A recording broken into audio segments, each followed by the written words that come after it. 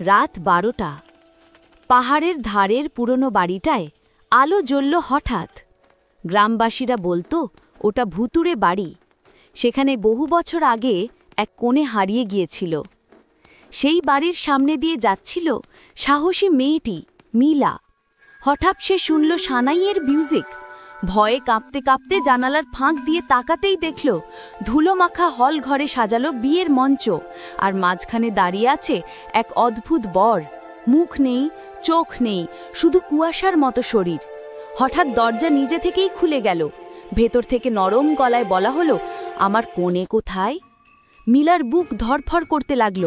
সে দৌড়ে বাইরে বেরোতে গেল, কিন্তু দেখল পুরনো কোণের ছবি ঝুলছে। ছবির চোখ দুটো হঠাৎ নড়ে উঠল। মিলা ভয়ে চিৎকার করতে না পেরে দৌড়তে লাগল। ঠিক তখনই বাড়িটা অদৃশ্য হয়ে গেল, যেন ছিলই না। গ্রামে ফিরে সবাইকে বলল, কেউ ওই পথে যেও না, সেখানে আজও ভূতের বিয়ে চলে।